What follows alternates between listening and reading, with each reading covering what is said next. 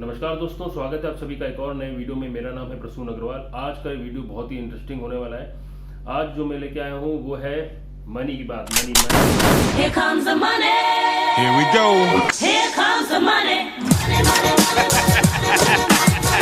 Money यानी world's most expensive election जो है उनकी बात मैं करने वाला हूँ। जी हाँ, Indian election is the world's most expensive election.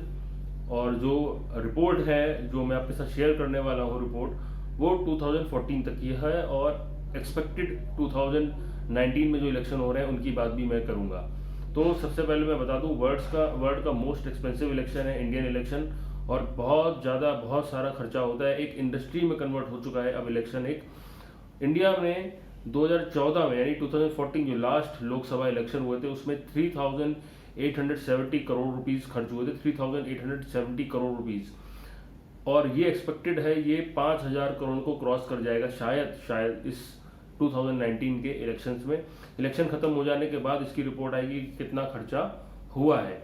फिलहाल जो रिपोर्ट है अभी तक अवेलेबल मार्केट में वो है 3,870 करोड़ रुपीस खर्च हुए हैं 2014 के इलेक्शन में। अब इस बार जो है इलेक्शन कमीशन ने जो बजट तय किया है पर कैंडिडेट का, वो 50 लाख से 70 लाख रुपीस के बीच में होता है। अगर आप 543 लोकसभा की सीट्स हैं अपनी पार्लियामेंट में, उसके अकॉर्डिंग अगर हम बात करें तो करीब 380 करोड़ से लेकर 400 करोड़ के आसपास का ये आंकड़ा बैठता है, जो अलाउड है कैंडिडेट को खुद अपने प्रचार के ऊपर यानी अपने कैंपेनिंग के ऊपर खर्च करने का। लेकिन इसमें ऐड करना पड़ेगा आपको जो पार्टी फंड होता है, यानी पार्टी जो पैसा देती है, जो भी पॉलिटिकल पार्टी होती है अपने कैंडिडेट्स को पैसा देती है, वो इसमें अलग होता है, यानी 70 लाख रुपीस में शामिल नहीं होता है। और हर एक कैंडिडेट को 90 दिन के अंदर अपना खर्चा जो है, खर्चे की रिपोर्ट आएगी उसने कितना खर्चा किया है, वो 90 दिन के अंदर 90 डेज के अंदर इलेक्शन कमीशन को सबमिट करना पड़ता है। पहले 3 जनरल इलेक्शन जो इंडिया के इतिहास में हुए थे, फर्स्ट 3 जनरल इलेक्शन, वहां पे 10 करोड़ रुपए से भी कम खर्चा हुआ था पूरे इलेक्शन को, पूरे इंडिया के अंदर सिर्फ 10 करोड़ से कम उस जमाने में। उसके बाद ये रकम जो है बढ़ती गई। 1996 में 500 करोड़ क्रॉस हुआ, 2004 में 1000 करोड़ क्रॉस हुआ, और 2014 में तो 3000 करोड़ भी क्रॉस हो गया है, और उम्मीद है 2019 में 5000 करोड़ लगभग क्रॉस हो जाएगा। तो अब मैं आपको पहले बताता हूं कि इसमें आप पहले सारे जो अभी तक इलेक्शंस हुए हैं उसका एक चार्ट देख लो। उस चार्ट में आपको मालूम पड़ेगा कि कैसे कैसे ग्राफ जो है ऊपर गया है। मैं आपकी स्क्रीन पे एक चार्ट डाल रहा हूँ जो कि ईयर वाइज, जब से इंडिया में जितने भी इलेक्शन हुए हैं सारे इलेक्शन आपको दिखेंगे, और उसके ऊपर आपको सारा उसका एक्सपेंडिचर भी दिखेगा। तो आपकी स्क्रीन पे जो चार्ट है उसको अगर आप देखोगे तो 1952 फर्स्ट जब इलेक्शन हुआ तो 10 करोड़ रुपए खर्च हुए थे। 57 में 6 करोड़ रुपए, 62 में 7 करोड़ रुपीज, 1967 में 11 करोड़, 71 में 12 करोड़, 77 में 23 करोड़, 80 में 55 करोड़, 84 में 82, 89 में 154, 1992 में 359, 1996 में 597 करोड़, 1998 में 666, 1999 में 948, 2004 में 1016, 2009 में 1114 यानी 1114 करोड़, और 2014 में 3870 करोड़ रुपए खर्च हो चुके हैं। अब जो स्लाइड आपकी स्क्रीन पे लगी हुई है उसका मतलब यह है कि पर वोटर एक्सपेंडिचर कितना हुआ, यानी एक वोट यानी एक वोटर के ऊपर कितना खर्चा हुआ, एवरेज कितना हुआ। तो अगर आप देखो 1952 में जब 10 करोड़ खर्चा हमने किया तो 17 करोड़ वोटर्स थे, यानी एक वोटर पे केवल 60 पैसे का खर्चा हुआ, केवल 60 पैसे का। और वो धीमे धीमे बढ़ता हुआ आ गया। अगर 1992 की बात करूं तो 7 रुपीज में। ये चार्ट आपकी स्क्रीन पे है, आप इसे पॉज करके आराम से देख सकते हो कौन सा ईयर आप देखना चाहते हो। तो फिलहाल मैं मोटी मोटी बात आपको बता देता हूँ। 1 रुपया कब क्रॉस किया, 1980 में 55 करोड़ रुपए, 55 करोड़ रुपीज खर्च हुए थे। 35 करोड़ वोटर्स थे, तो 1.5 यानी 1.5 रुपए से कुछ ज्यादा जो है खर्चा हुआ पर वोटर कॉस्ट में, 1.5 रुपए पर वोटर में। उसके बाद आया 1 रुपए से अगर हम बात करें 10 रुपए पे, 1996 में हो गया 10 रुपए पर वोटर, यानी 597 करोड़ रुपया खर्च हुआ केवल 59 करोड़ वोटर्स के लिए, यानी 10 रुपीज पर वोटर। अब आ जाते हैं 2014 की बात सीधे करते हैं हम। 3,870 करोड़ रुपया खर्च हुआ 83 करोड़ वोटर्स पर, यानी 46 रुपीज, और अप्रोक्सीमेटली ये आंकड़ा अब बढ़ के जाने वाला है करीब 50 से 60 रुपए के बीच में। अगर आप इंक्रीज देखोगे 2009 से 2014 के बीच में बहुत ही बड़ा जंप है। 15 रुपए था 2009 में, 15 रुपए 50 पैसे 2009 में था और सीधे 2014 में 46 रुपीज पहुंच गया। तो दोस्तों आंकड़े तो मैंने आपको सारे बता दिए। अब आपके मन में एक क्वेश्चन बहुत बड़ा जाग गया होगा कि ये सारा पैसा कहाँ खर्च होता है? क्या कैंडिडेट कैश बांटते हैं? क्या कैंडिडेट गलत कामों में पैसा लगाते हैं? क्या ये खर्चा वही खर्चा है? तो इसमें मैं आपको बता दूं, इसमें कैंडिडेट का खुद का कैंपेनिंग शामिल है, पार्टी का फंड की कैंपेनिंग शामिल है, पार्टी द्वारा किया गया खर्च शामिल है कैंपेनिंग में, और इसमें इलेक्शन के खर्चे भी शामिल हैं। इलेक्शन का खर्चा क्या होता है वो मैं आपको बता देता हूँ।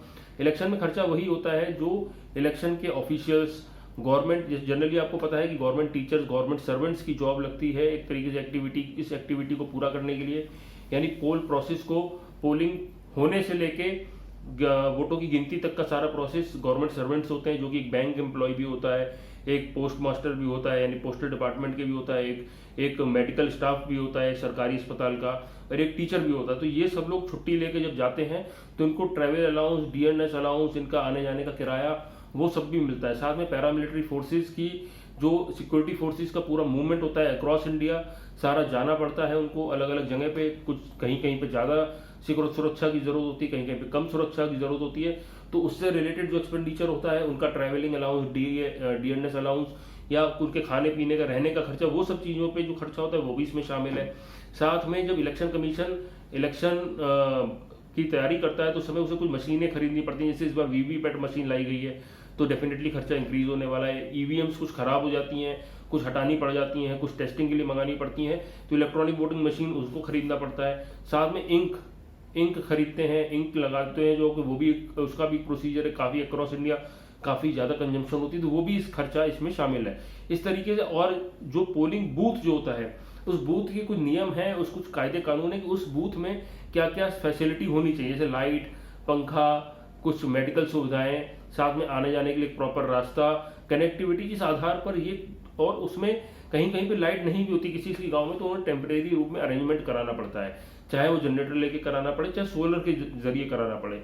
तो उस समय जो अरेंजमेंट कॉस्ट होती है उस पोलिंग बूथ को डेवलप करने के लिए, एक मॉडल पोलिंग बूथ को डेवलप करने के लिए, इसलिए जो कॉस्ट आती है वो भी इस खर्चे में शामिल है।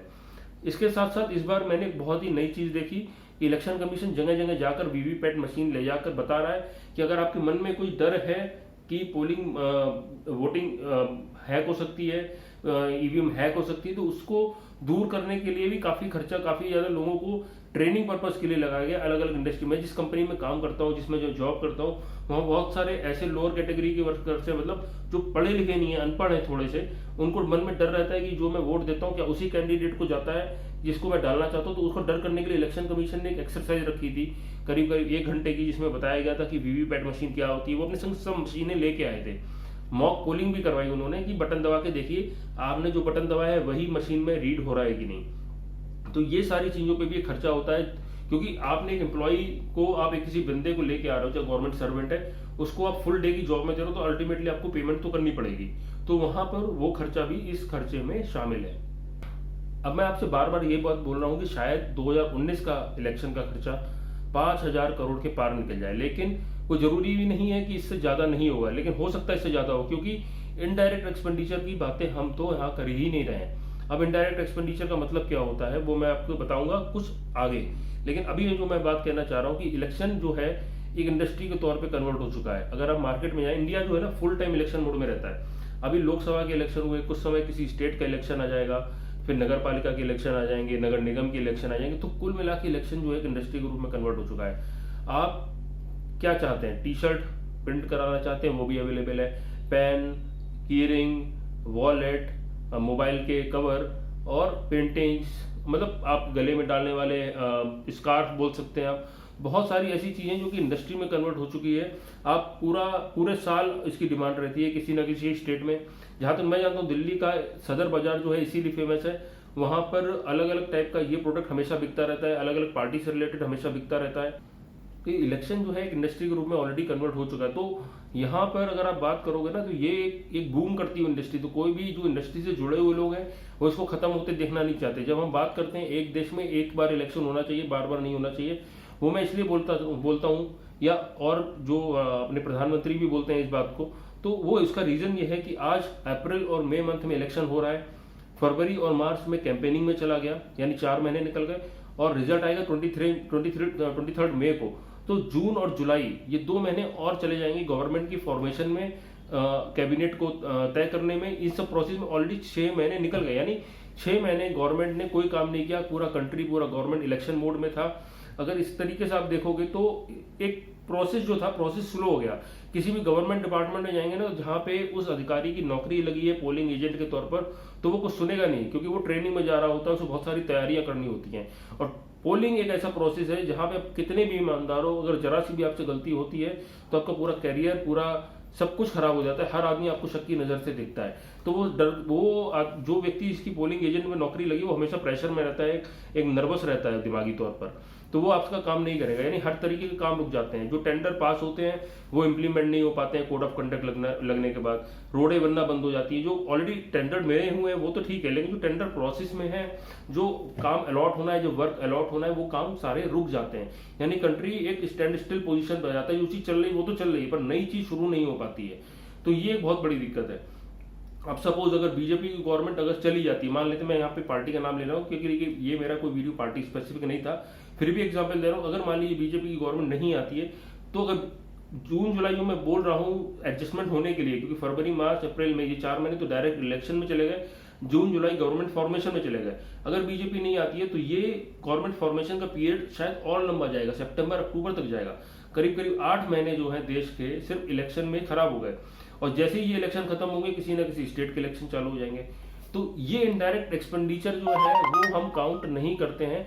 करीब करीब 5,000 करोड़ रुपए का ये एक मोर देन 5,000 करोड़ रुपीज का ये बजट है, जो हर साल खर्च, हर 5 साल में खर्च होता है। साथ में अगर आप स्टेट इलेक्शंस को ऐड करते जाएं तो ये एडिशनल कॉस्ट है।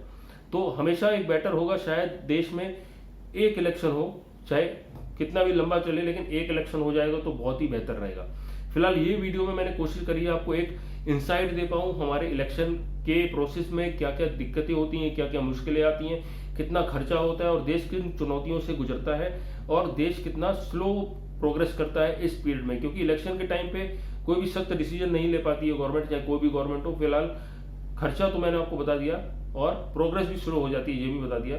तो कोशिश करेंगे आप अपने इलाके पे नजर रखेंगे किस तरीके की प्रोग्रेस इलेक्शन के पहले थी और किस तरीके के इलेक्शन के बाद होगी।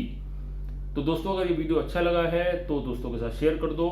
इन्फॉर्मेशन अगर आपके लिए नई है तो लाइक कर दो, सब्सक्राइब कर लो, बेल आइकन को दबा देना ताकि मेरे वीडियो आप तक टाइम पे पहुंच जाए। मैं ऐसी वीडियो लेके आता रहता हूँ इंटरेस्टिंग टॉपिक के साथ, इंटरेस्टिंग फैक्ट्स एंड फिगर के साथ, और आपकी बात जो आपसे जुड़ी हुई है। क्योंकि इस बार शायद 50 रुपीज पर वोटर की कॉस्ट पहुंच जाए, यानी आपके एक वोट के ऊपर 50 रुपए से ज्यादा खर्चा हो रहा है, चाहे वो किसी भी माध्यम से हो, चाहे वो ट्विटर के माध्यम से हो, चाहे फेसबुक के माध्यम से हो, चाहे इलेक्शन कमीशन के माध्यम से हो, चाहे पॉलिटिकल पार्टी के माध्यम से हो।